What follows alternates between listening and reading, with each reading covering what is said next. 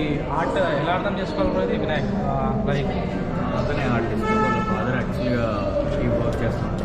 Okay చేయడానికి so వాళ్ళ father identity represent చేస్తున్నాడు.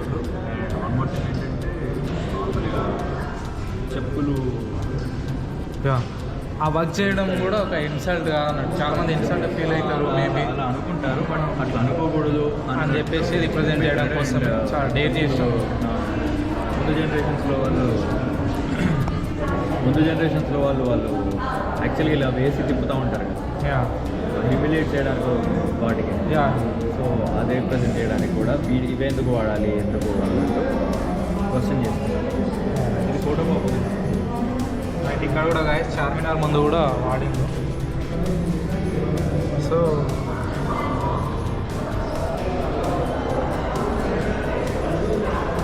ఇప్పుడు వాళ్ళే మేడ్ చేసింది ఇవన్నీ మేడ్ ఆఫ్ ఇది వుడ్.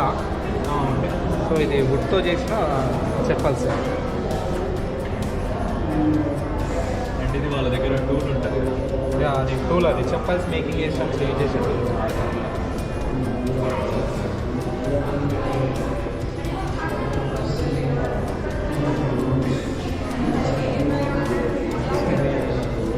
వీళ్ళ ఫాదర్కి యాక్చువల్గా జనరల్ స్టోర్ ఉండేది. దాని గురించి అన్నట్టు చేస్తున్నాం. అప్పుడు వాళ్ళ ఫాదర్కి జనరల్ స్టోర్ ఉన్నప్పుడు ఈ కాయిన్ బాక్స్ అనేవి ఫేమస్ ఉంటాయి మా చిన్నప్పుడు.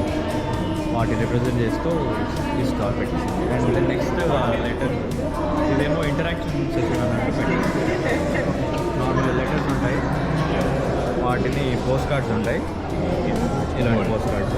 వీటిపైన రాసి మీ రివ్యూ కానీ లేకపోతే ఎవరికైనా చెప్పాలి అనుకున్నాం రాసి అక్కడ పెట్టారు. College old age gold. మీరు కాలేజ్లో ఎవరికని చెప్పాలి? College anyway old is gold.